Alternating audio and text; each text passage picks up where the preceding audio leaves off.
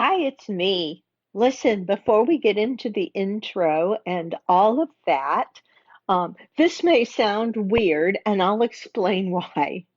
I have just driven from what was my house in New York across the country into Texas, where I am moving my business. Joanne the Life Coach LLC is now a Texas corporation. Yay!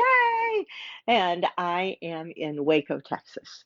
So here's the deal. I'm not in my new house yet with my new offices yet. And I am pretty sure that I put my podcasting microphone into my car and not on the moving van. But as I sit here in my temporary residence waiting to close on the house, I can't find my microphone. So I'm talking to you over a little pair of wireless AirPods. It may not sound very good, but this is not for the whole episode. What I've decided to do until I can get my setup going again in about a week from now, I wanted to kind of bring back a previously podcast episode as a kind of throwback replay for you all. So I have picked this episode on how to have a better life because I think it just generally offers you some really inspiring information. A few little bits of housekeeping before we go into it because this was recorded quite a while ago. So here are the updates. The widowcoachingcenter.com, the subscription membership has been launched and opened. I've closed the doors on it now because I am currently serving the members I have in there, doing coaching calls with them each month, new videos for them each month. It's really exciting. I love it. The people in there are loving it and making progress on their journey. If you want to know when we reopen the membership later this year to join, you can get on the wait list. So go to widowcoachingcenter.com and you can click to get waitlisted for when the doors open, and then you will be the first to know when we are taking in new members to that subscription membership. So ignore what I say on this podcast replay. Right now, it is waitlist only. Go get on there. Um, Also on this replay, I do talk about the next upcoming Widow Coaches class, the course that trains you and certifies you as a widow coach. That next class is not what I'm saying, it's an old podcast. My next class is actually starting a week from this Friday as I record this podcast. July 19th, 2019 is the next 12-week course starting. If you think you might be interested in learning life coaching skills and the way I have used them to help other widows, so that you can set up your own coaching practice, reaching out and helping widows, now's the time to get a hold of me to get in on that July 19th class. I still have spaces open, and it is so worthwhile doing, even if you just do it for yourself instead of doing it because you do want to have a business down the road. Doesn't matter to me. Let's get you in there. Reach out to me at Joanne, Joann, at joannethelifecoach.com. That's my email. You can email me, say I need to get on a call and get in on this class for July 19th, Joanne, and I will find a time that we can talk about it and I can share more with you. Okay, so on with this throwback episode. I hope it's one that you enjoy listening to. If you listened to it before, I hope you enjoy re-listening to it and gain something from it. And I will be back on live. Cross your fingers in about 10 days, unless I can find my podcasting microphone sooner. So I love you all. Bear with me. Come find me on Facebook. Widows Empowering Widows is our Facebook group. I would love to see you there. And now on with this throwback episode on how to live a better life. Welcome to Widowcast Podcast, where you'll find the strength to get through your journey and the skills to coach other widows to do the same. This is not a grief group. This is your journey, and it just may show you the way to make something amazing come out of the emotional pain and trauma of your loss. I'm your host, Joanne Filomena. I'm the best-selling author of the book Widowed and of The Widow Coach. I'm also a professionally certified life coach. Let the healing and the personal journey back to who you are begin. So welcome back, listeners. I know it's been a minute, but I've been working on some really good, juicy stuff. I'm getting ready to launch that membership site that I've mentioned in the past. It is Widow Coaches. No, I just lied. It's widowcoachingcenter.com. So excited to get that launched. And I've also been talking to a lot of you out there about the January class for Widow Coach certification. Listen, if you think reaching out to coach other widows and help them might be something that you're interested in doing, and even if you think that you are not yet in a place to be a coach, I hear this all the time. I'm like, I'm still working through so much of my own stuff here on this journey. I'm just not capable of coaching anyone right now. Oh my gosh, get in the class, because as I teach these tools, I have you applying them in your own life over a 12-week period. It is 3 months of freaking amazing transformation. So I'm taking enrollment for the class that starts on January 11th. That's on Fridays for 12 weeks. If you want to get on a call and chat with me about that class and see if it's a good fit for you, go ahead and email me at joanne@joannethelifecoach.com. That's JOANN, no E, Joanne@joannethelifecoach.com. So let's get on with what I want to talk about today. Because first of all, oh my goodness, it's only 11 days until Christmas as I'm recording this. I can't believe this year is finishing out so quickly. I'm trying to ship off gifts to family. I am here this year. I'm not flying anywhere, which is kind of nice to not be dealing with the airport crowds and flying on the holiday. But today I really wanted to reach out and talk to you about having a better life. I mean, this is so much of what I read in all your posts on Facebook, those of you who are posting in the Widowed Book Club. And I know we are all we're kind of floundering our way to creating a life for ourselves as we start to move through this journey that we've been on since our spouse died. If you're a new widow, you may not even have thought about that yet because you are still, one, in a state of shock. You honestly go into a physical state of shock when your spouse dies. And that's where widow brain fog comes from.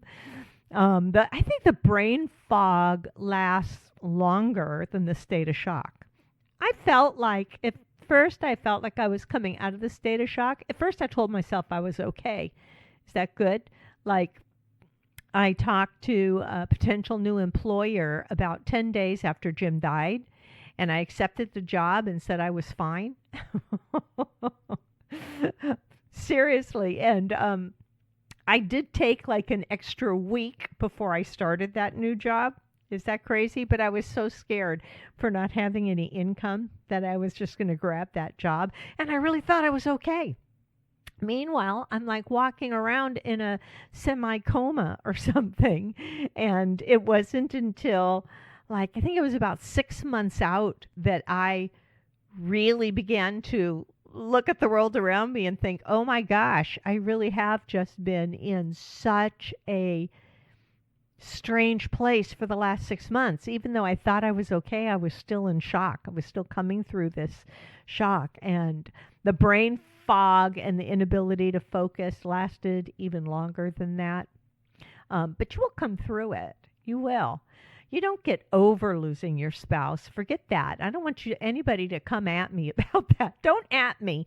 Don't at me on Twitter. Don't at me on Facebook. I'm not saying that you get over the loss of your spouse, but you do kind of move through that loss and you learn things on that journey. One of the things I want to teach you about is the fact that, yeah, you can feel joyful again, even while you're feeling sad still inside. It's like you can experience more than one emotion. Boy, I know I experienced more than one emotion at a time right after Jim died, because my emotions, I'm sure all of you felt the same thing. They were just all over the place. But the truth is, even with that heavy sadness that we're carrying around like a really heavy backpack with us, you can still have moments of joy and happiness, even overlaid over that sadness. But this thing of rediscovering who you are and what you want your life to be now, that's going to come along. So many of the widows I've coached, so many of the widows I've taught to become coaches come to me and they say they want a better life. They say, I can't keep going on like this, because they're just like being a shut-in in their house. They're not moving their life forward in any way. They do have this vague idea that their life isn't as good as it could be, or they may feel like their life will never improve. And that's the ones that I just want to reach out and coach more than anybody else. The ones who think this is it. This is how my life is going to be. This is how the rest of my life is going to be. And I want to say, no, of course you're always going to miss your husband. But the rest of your life doesn't have to be sitting in your living room staring at the walls. By no means.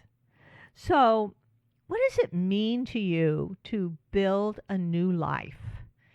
What would you think your life would look like if you could have a life that's exactly what you want? And if it was a better life, what would it feel like when it's better? Right? A lot of my students think that the way they're going to have a better life is by making their external circumstances better around them. Nobody teaches us how to have a better life. We don't even sit down and contemplate it. We're kind of sold this idea on what it is to be successful, or we're sold this idea that if you're successful, it means you're happy, or if there's plenty of money, it means you're happy. And we don't even question those concepts, right? So first of all, what does it mean to be happy? Is that the goal of your life? And why is that the goal of your life? I know we lose our spouse. We're deeply depressed after the death of our spouse. And we think that something is wrong with us. We think that when our doctors offer us antidepressants, that's what we should have because we shouldn't be depressed. Come on. When you lose your husband, when your husband suddenly dies, your spouse suddenly dies, you should feel a little depressed. Right? I mean, I had trouble sleeping. I wasn't sleeping at night. I was very depressed. And my doctor just kind of like routinely, when I saw our family physician, wanted to give me an antidepressant and a sleeping aid. And I was like, hold on, doc. Jim just died. I think I'm supposed to feel depressed right now and have trouble sleeping. And that's okay, because guess what? Jim just died. Now, if I can't bounce back from this at some point, we might talk about antidepressants. And by me at some point, I don't mean in a few months. I mean, if 2 years from now I'm still sitting in the dark, we'll talk. But, we have this concept of we should be happy all the time. And if we're not happy, something is wrong. There's nothing wrong. There's nothing wrong with not being happy. Okay? You could have a better life and you're still not going to be happy all the time. It's just not going to happen. When we try to make our life better from the outside, that's only going to be temporary. When we try to change our circumstances around us so that we could feel better, we're trying to depend on something outside of us to make us happy. It's possible that we were previously counting on our spouse to make us happy, and maybe they had relied on us to make them happy. So, if we try to control external circumstances to be happy, and we are unhappy about our own happiness, right? We make ourselves even more unhappy. We're striving to make our lives better from this place of unhappiness. And we're trying to manipulate the world around us to change our circumstances so that we can feel happy. You have to remember, you can't make your life better from the outside in. For any change you want in your life or in yourself, you cannot make that change permanently if you're trying to do it from the outside in. To find out what makes your life better, what helps you move past this, you have to think about what makes it good internally. Right? When we think about we want more money or a better job or better relationships with our kids, with our family after our spouse dies. And it's because of how we think we're going to feel if we have those things, right? If our kids become more attentive to us and our needs, or if our friends would start inviting us to go out with them again instead of all of our friends disappearing after our spouse dies, or if we suddenly had a windfall of income and we knew financially we're going to be okay, that would make us happy. We believe that having those things is what makes us happy, and it's not. Is that crazy? We try to change the world instead of feeling better first to change our world. And I have a process to make your life feel better, to help you be able to move through this journey. And the best news is you don't have to change anything around you.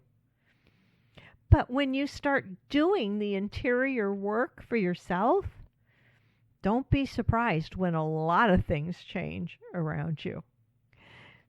Here's the process. This is what I teach in my Widow Coach training class, and I'm going to discuss it here with you. The first thing you must be able to do is to learn how to manage fear and failure. Okay? Many of you are suffering, right? Because you want to find out who you are now that your spouse is gone and what you're going to do now, and you're just suffering because you're afraid. And specifically, you have a lot of fear around failing at things. So you don't go out in the world, you don't create, you don't contribute the way that you genuinely would want to, because you're so afraid of failing. You're afraid of making a wrong decision. And when you remember that this is simply a thought, being afraid of failing, failure is really a thought. You don't fail until you think you failed. If you don't think you failed, then you haven't failed. You just keep going at whatever it is you want from a different angle. Fear is normal. Fear is normal and expected. It actually means go. Doesn't mean stop in your current situation. What are you talking about, Joanne? Well, I'll tell you. Our fear reaction. You know, when you get that fight or flight, now you don't feel fight or flight all day long, but you get fight or flight. And when you encounter a tiger coming down the sidewalk at you, that fear means go, run, get away, right? It doesn't mean stay stuck where you are on the sidewalk. so the tiger can come along and eat you. Fear means go. It's a green light. So when you are feeling fear, fear of going out of your house, fear of what you are going to need to do on your own without your spouse, fear that you're going to be a bag lady. That was mine. I talked about it before. Jim died. I thought I'd be a bag lady in 6 months. And I just want to let you know that almost 4 years later, I am not living out of a grocery cart under an overpass. I'm not. Listen, when you are feeling fear about any of that, it's because you're terrified of making the wrong decision. And the fear means that you can move ahead if you can push through the fear, right? And pushing through the fear doesn't mean that you push that fear down. You don't want to stifle your emotions. When you stifle your emotions, they don't leave. They just stay there boiling under the surface. The whole time you're eating pizza so you don't feel so afraid. Maybe that's just me. Maybe you're drinking wine to not feel so afraid, or maybe you're shopping on the internet so you don't feel so afraid. But the whole time you're doing that, that emotion is just roiling under the surface. No, when I say that you can push through the fear, I mean the fear is normal and expected, and you can say, okay, yeah, there's that fear. Thank you, brain. I got it. I know you're trying to make sure I'm safe, but we're going to feel this just this afraid, and we're going to go do this anyway. Right? Feel the fear and do it anyway. It's like a Facebook meme. I hate talking in memes, but you know what I'm talking about. You will be able to create so much more of what you want in your life if you can learn that fear means that maybe it's something you should feel and experience, and then go do whatever it is you're afraid of anyway. Let me remind you that when you have a better life, or when you get further ahead in your journey, whatever the metaphor is in your mind of what you believe is, I think it's important to question if you think that means you'll be happy all the time, that you'll be joyful all the time, right? If you're able to move ahead through this, and is it going to be a bad thing if you're not happy all the time, right? I think a lot of us have a belief that if we can do all the things that will make our life better, then we can just kick back and coast. And it doesn't work like that. Being a human being on this planet means that you're going to experience fear and failure on a regular basis. It's part of growing as a person, right? If you want to evolve, if you want any personal growth in any way, you're going to be feeling fear and failure on a regular basis.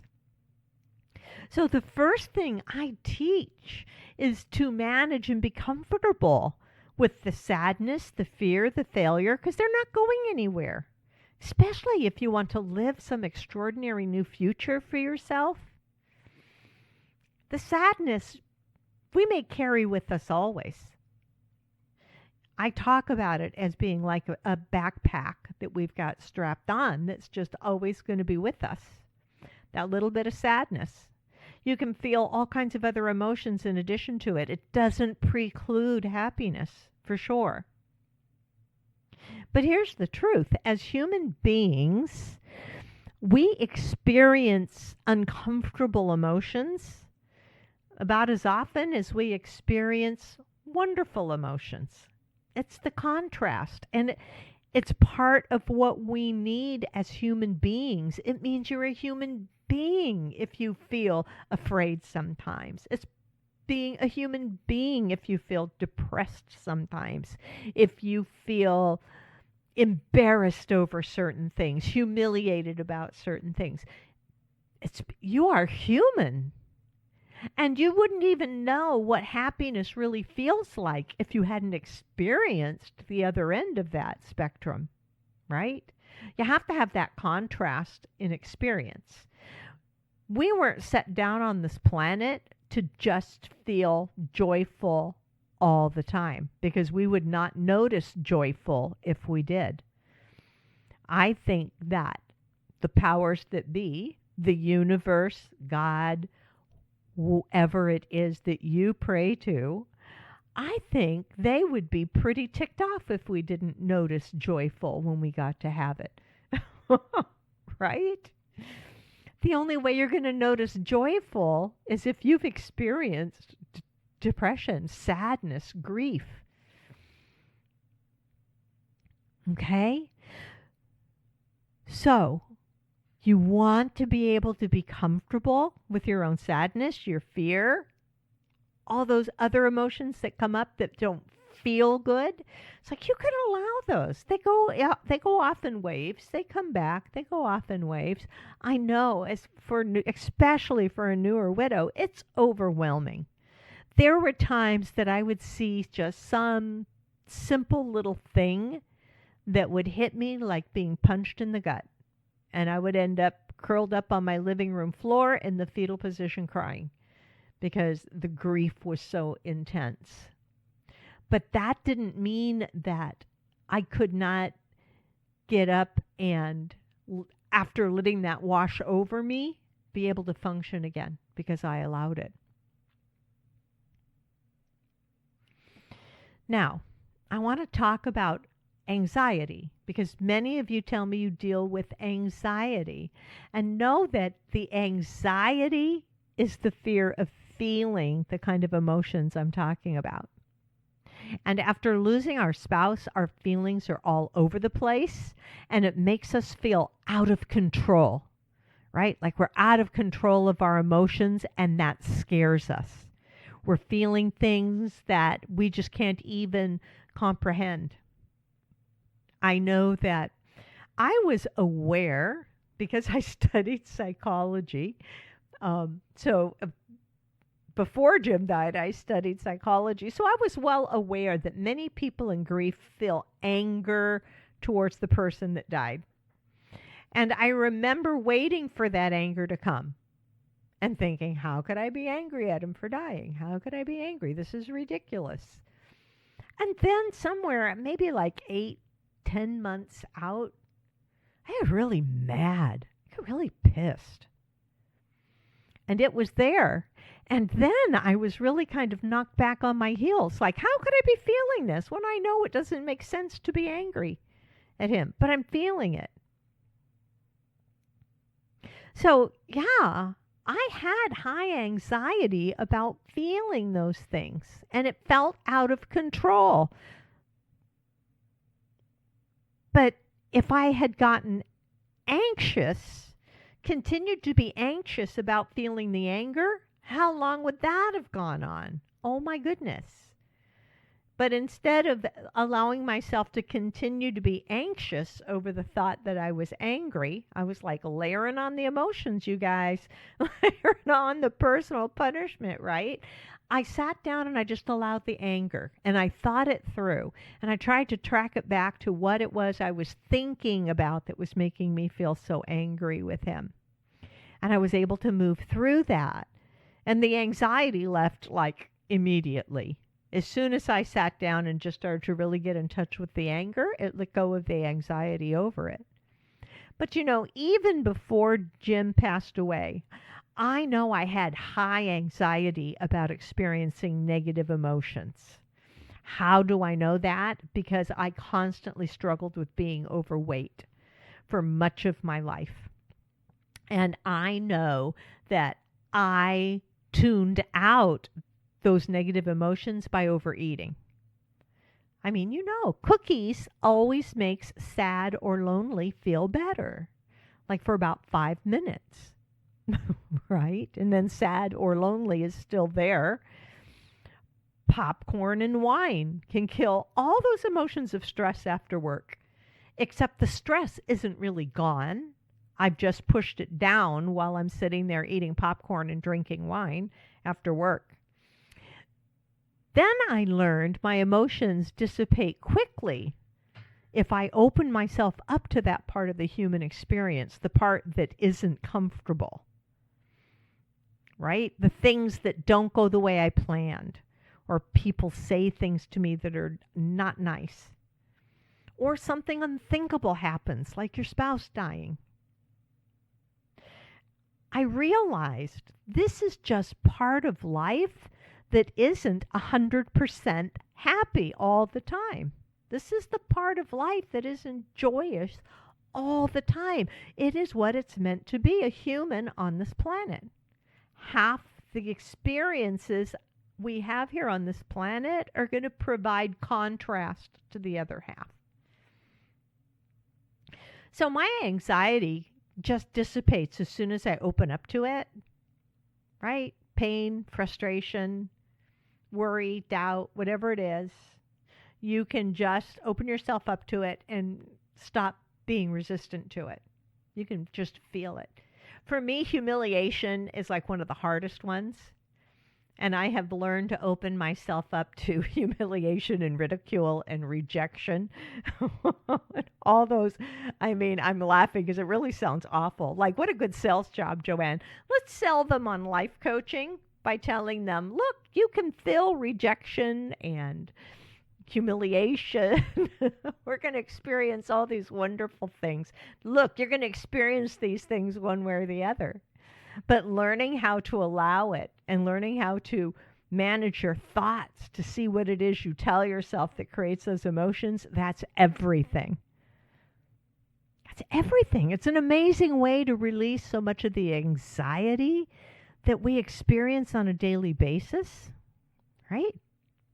The next way you can feel better and start to be able to look at a future for yourself again is to stop the blame game. Now, this may sound harsh to widows, but what can I say? I don't think we get a pass because we're widows. I don't. And I get to say that because I'm a widow. I was the one curled up on the fetal position on my living room floor crying, right? The victim mentality is really where we think we're at the effect of our lives. We think everything in our lives is happening to us. And we want to blame everything around us for what has happened. You know? Now, there are circumstances for sure that are beyond our control. Our spouse dying was beyond our control. But how we experience it and how we rebuild ourselves afterwards is not something that we're just like at sea hoping happens. That's something that we can do for us. We don't have to be a victim of this. I was just coaching one of my students, and we were talking about finding clients as a widow coach. And I asked if she felt she could do this. And she said, I sure hope so. And I said, you know, when you say that, I sure hope so, you're putting the power for that happening into the hands of something that's like out there. It's like you're just hoping for a result instead of owning the fact that you can create it yourself. Right? When we blame, when we fail at something or we have something awful happen, we want to blame other people or circumstances, right? Or being busy. Or we can own that failure and learn from it, too. If it's something that we failed at doing, first of all, we can tell ourselves that it was not a failure because we're going to try it again. We're just going to see what went right with it and then decide what went wrong with that attempt and how we'll try it differently. And if you're thinking about it like that, then you're not even thinking of it as a failure.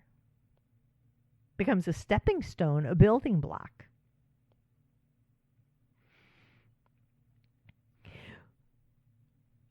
We can experience our emotions and we can experience frustration. And then when we experience personal growth, we can own it instead of blaming other people or circumstances or sitting around waiting to be rescued. Right?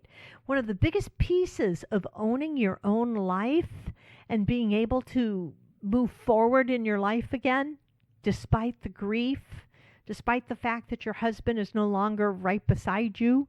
And he may be right beside you, but that's my spiritual beliefs, and it's a whole different thing. But you know what I mean? Making your life better happens in the moment that you claim responsibility for all of your feelings. You have an incredible sense of empowerment and authority over being able to change your feelings or allow them as needed. You can be willing to be vulnerable. You can tell the truth even to yourself about what you're experiencing, and you own it. You don't beat yourself up for things. You don't blame yourself for anything. You don't blame anyone else for it. You understand it's part of the human experience. It takes away so much of the suffering that's completely unnecessary. So many of us are in way too much pain over our pain. It's like we're mad that we're mad, and we're anxious that we're anxious. And if we could drop that part where we're judging ourselves for even having the negative emotion, and we can allow ourselves to just be half negative, because that is the human experience. And so much of our suffering about our suffering would be alleviated. You know, when I talk about our suffering about our suffering, it's like, yes, we are suffering. We are suffering in the grief of losing our spouse. But if we tell ourselves how awful it is that we're suffering, we're making it worse.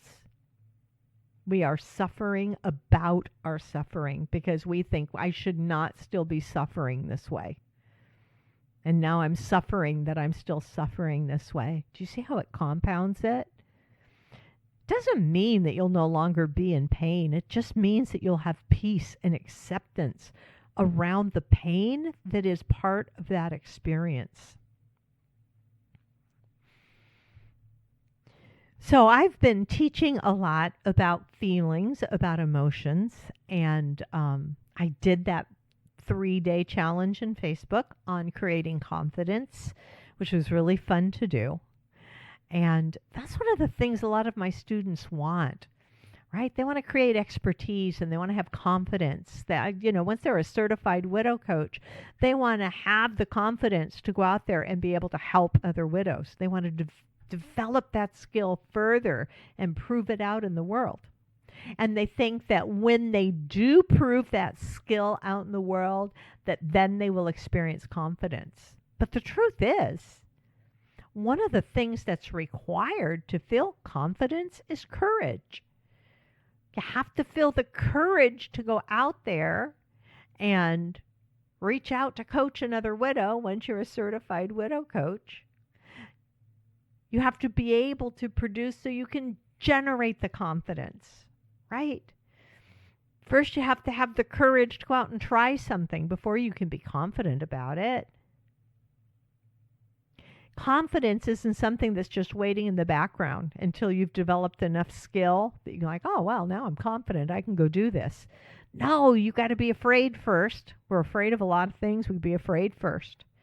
And then we can say, okay, but I can have the courage to feel that fear and go, let it push me forward. No, that fear is a green light.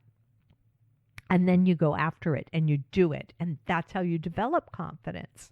So, you know, we're not going to be good at all these things that we're trying to do on our own, right? After probably the worst shock we will ever experience in our lifetime, losing our spouse like that. And I don't expect all my results to be perfect. I don't expect to succeed with everything I do. I'm an entrepreneur. I've been building this business for over 3 years now. And I've learned along the way that I'm going to just fall flat on my face a lot of the time. It happens. I'm not winning all of the time, but it's because that I'm willing to fail that I have the confidence to do this stuff. It's because I'm willing to fail that you're listening to me right now on a podcast.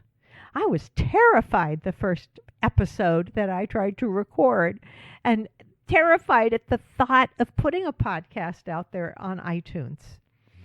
And if I hadn't had the courage to just look straight down at that fear and say, that fear means go, that fear means I should actually do this, then I wouldn't be here still 3 years later podcasting to you, right? Because of that, I push forward and I move forward in the world because I'm open to all those experiences. Now, another way to feel better in your life is finding your way to emotional adulthood, which is something I teach as part of coaching skills, and it's something a coach can help you work on. We call this feeling responsibility, right? You're taking responsibility for your own feelings. This is powerful, you guys. This is powerful life management. It means you're not at the effect of the world. You become effective at controlling your own emotional life. You own it. All the crappy feelings and all the great feelings. You own it all. And you're not waiting for something outside of you to make you feel better, because that doesn't work. It just doesn't work. Our emotions are something that we create ourselves by our thinking, by the stories we tell ourselves.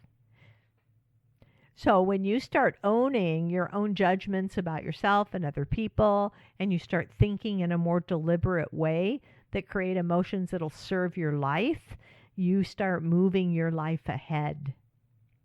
You become an emotional adult. It's amazing. An emotional adult versus an emotional child, which is where most of us are. That's where our parents were. No one ever taught us any differently. But if you watch a little kid, they're not emotional adults yet. And they will blame even inanimate objects for things. My daughter got mad because she couldn't get her shoe on her foot. She was a toddler. She was trying to put on her own tennis shoes, right? And all of a sudden she threw that shoe across the room and said, "Dumb shoe." It was the shoe's fault. It wasn't hers. It's blaming things outside of us for our own failures, right? Blaming things outside of us for whatever happens in the world and what we think is happening in our life. So the ultimate way to have a better life is to have better feelings, because we want to feel better. And don't hear me say you should feel better all the time. That's the most important first step, is to understand that half the time we don't have great feelings. It's the contrast. There's uncomfortable feelings. Every time I try to learn something new, it's really uncomfortable, you guys. If you think about it, it's probably the same way for you.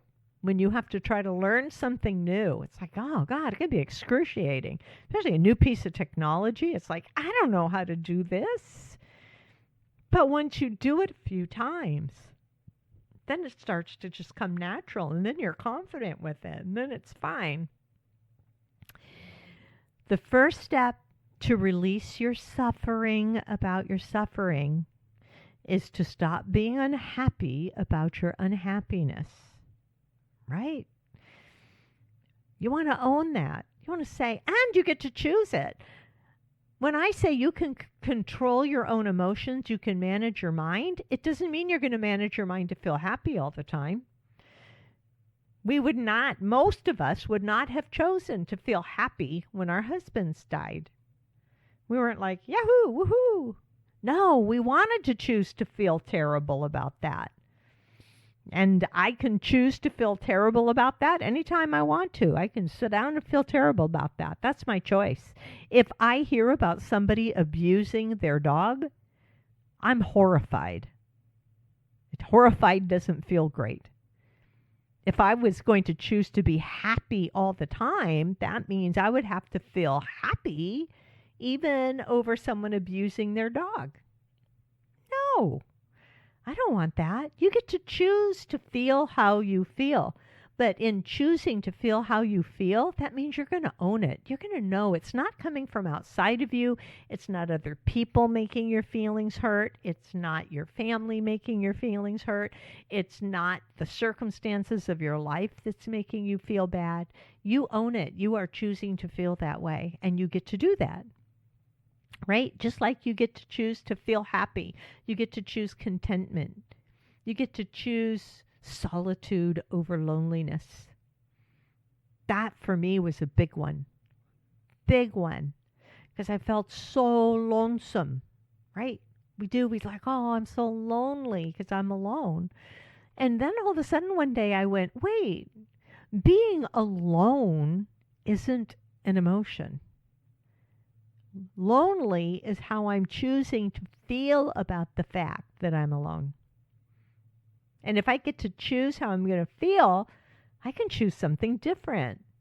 And that's when I started to realize that, oh, you know what? There's certain parts of my solitude that I really rather enjoy. Right? That, yeah, there's parts of my solitude that I like.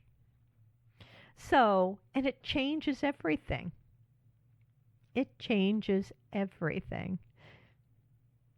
So now, if everyone can agree that the human experience includes all of the ick, and yet we signed up for it, right? And we would again, at the chance to incarnate into your life again and experience everything you've experienced to this point, would you sign up for it again? Did you have some great years with your spouse? Was falling in love with your spouse like an amazing experience? I hope so. I think falling in love is one of the most amazing experiences. Our brain produces such amazing chemicals to flood our body when we fall in love. I think it's incredible. And would I trade that away so I could erase some of the pain? No. It's what I signed up for. It's what I'm going for. I brought a child into this world to experience all of the ick and ugliness and pain, along with all of the amazing stuff that she gets to experience in her lifetime. We come into this world knowing that there's pain out there. And you can't deny it or pretend it isn't there, or buffer it with chocolate chip cookies or shopping or drinking wine, right? If you stop trying to dodge the pain, it works through it so much faster, right? There's a primitive part of our brain that thinks pain means death. And our primitive brain does everything it can to keep us alive. It's part of one of the triads that our brain has going on. It's like an imperative in our brain to avoid pain, because pain means death. That's what it used to mean. Like when human beings were first evolving and they were cavemen, if there was something that was going to cause them pain, it meant death. And our brain doesn't differentiate between being eaten by a tiger or just being afraid of applying for a new job. It thinks they're both the same. Right? We're going to die. No, we're going to be fine. We're just a little bit uncomfortable. And as we can tolerate our uncomfortable, we're going to be able to move through it. Don't become so used to your misery and your grief that it becomes your new comfort zone, because it's familiar and that misery is what you know, and you'll stay right there in the misery because now you're afraid of actually feeling happy. Life isn't meant to be happy all the time, but boy, 50% of it should feel pretty great. So let's get out there and start creating some of the 50% of the great stuff too. Don't hide in your misery. Right? It's a beautiful thing, you guys. It's a beautiful thing when you know the reason you're feeling is because you want to feel that feeling, because you know you're thinking a thought that's creating that feeling. Even if it's a negative feeling, you get to own it. The world is not coming down on you. The world is not causing it for you. It's your interpretation of the world. It's your story about the world. That distinction gives you so much more power in your life. It'll lay out what you're capable of. So I hope this helps. I hope this helps you understand a little more about being able to move forward in your life, recreating an even better world for yourself than you're experiencing right now, that personal growth. I know that losing our spouse puts us in a place of such shock and grief and pain, but you can go forward anyway. You really can. So, have a wonderful week. If you're listening to this and it's close to Christmas and I haven't said it yet, I want you to have a wonderful Christmas. Don't allow yourself to be miserable the whole day. You get half a day of just savoring some sweet, sweet memories. Bittersweet as they may be, you can still do that, right? So, reach out to me if you want to know any more about widow coaching. Know that the Widow Coaching Center is actually, it's online right now. It's not perfected for launch, but somebody already signed up and registered, so I might as well put it out there for y'all. widowcoachingcenter.com. You can go check it out. And I will talk to you again real soon.